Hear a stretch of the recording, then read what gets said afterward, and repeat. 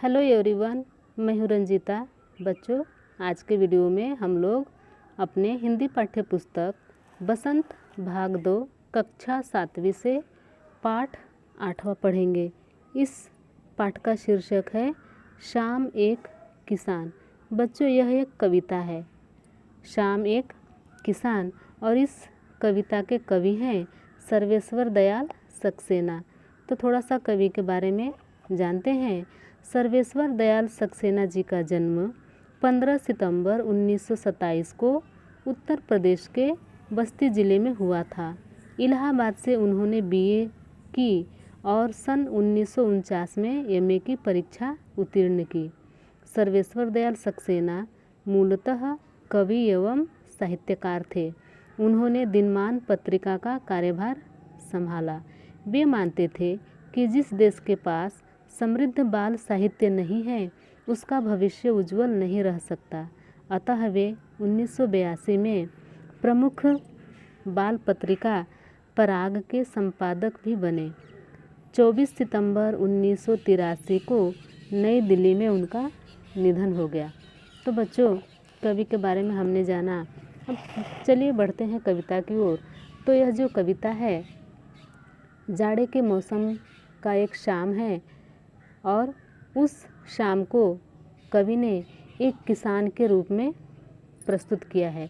तो जाड़े के शाम का एक सुंदर दृश्य यहाँ पे कवि ने बहुत ही अच्छे तरीके से उसका चित्रण किया है। यहाँ पर जो प्राकृतिक वस्तुएं हैं, जो भी इसमें जो है कवि ने प्राकृतिक वस्तुओं का मानवीकरण किया है, यानी कि मानव के रूप में प्राकृतिक वस्तुओं को प्रस्तुत किया है। जैसे यहाँ पे आकाश, सूरज, पहाड़, नदी, पलाश के जंगल, अंगीठी, ये जितनी भी सारे प्राकृतिक चीज़ें हैं, इनका उन्होंने मानवीकरण किया है और बहुत ही सुंदर चित्रण किया है। तो चलिए हम लोग कविता की ओर बढ़ते हैं और कविता पढ़ते हैं। आकाश का साफा बांधकर सूरज की चिलम खींचता बैठा है पहाड़। तो यहाँ पे जो है पहाड़ को कवि ने किसान के रूप में प्रस्तुत किया है। कवि कहते हैं कि पहाड़ रूपी किसान, यानी कि किसान रूपी पहाड़ क्या किया है उसने कि आकाश का साफा, साफा यानी कि पगड़ी, साफा पगड़ी को बोलते हैं। तो ये जो आकाश है उसको अपनी पगड़ी बना करके अपने सर पर पहाड़ ने क्या किया है, अपने सर पर साफा यानी कि पगड़ी रखा है। और जो सूरज है, चूँकि यह शाम का दृश्य है, तो सूरज अब डूबने की ओर, अस्त होने की ओर चल रहे हैं। तो सूरज कैसा लग रहा है वहाँ पे? लाल, बड़ा गोल लाल। तो उसको यहाँ पे कवि ने चिलम के रूप में प्रस्तुत किया है। चिलम में जो अंगारी होती है, चिंगारी, जो लाल चिलम जो जलता है, उसमें जो लाल चिंगारी होती है, उसकी तरह यहाँ पे सूरज को कवि ने प्रस्तुत किया है।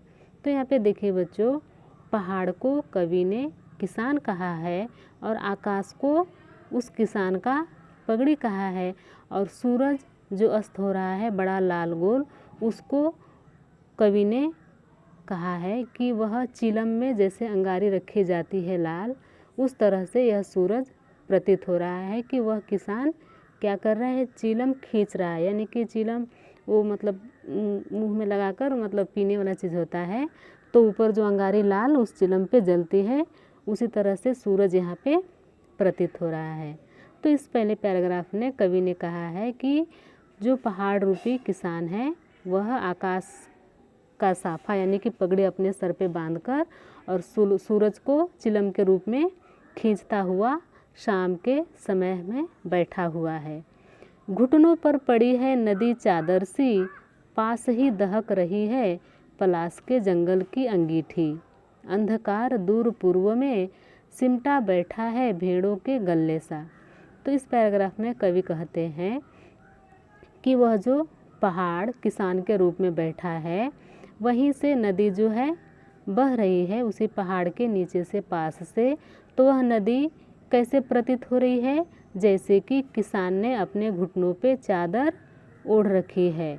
किसान ने अपने घुटनों पे सफ़ेद चादर ओढ़ रखी है, उसी तरह से यह नदी यहाँ पे प्रतीत हो रही है। और पास ही पलाश के जंगल जो है वह कैसे हैं कि मानो जैसे दहक रही है अंगीठी। पलाश के जो जंगल होते हैं बच्चों, उस पे पलाश के पेड़ों पे जब फूल लगते हैं तो बहुत ही लाल लाल रंग के फूल लगते हैं। और जब सारे पेड़ों पे एक साथ फूल लगते हैं तो चारों तरफ लाल ही लाल दिखाई देता है।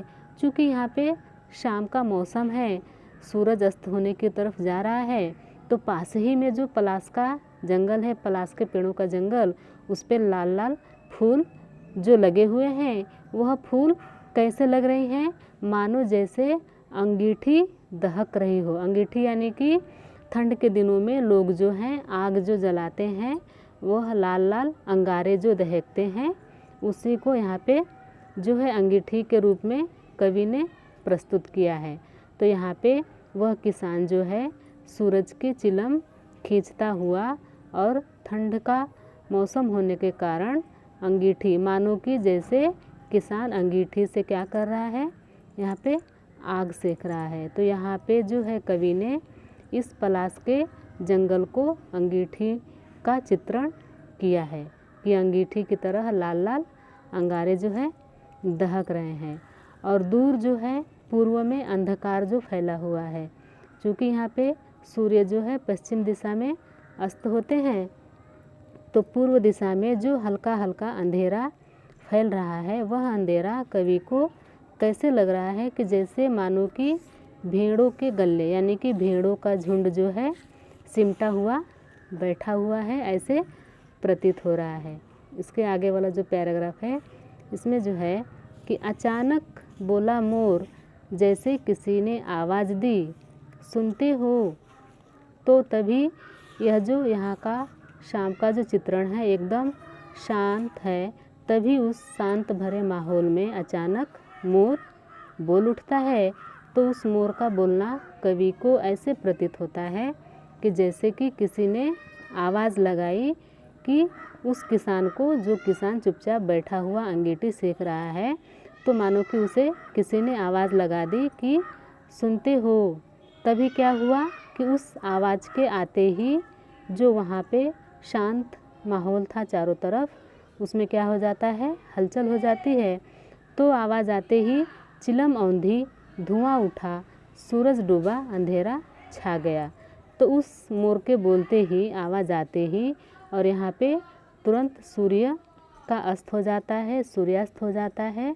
और सूर्य का अस्त होते ही जो सूर्य रूपी चिलम था वह औंधी, यानी कि सूर्य अस्त हो गया तो चिलम औंध कर वह जो चिंगारी थी वह औंध गई।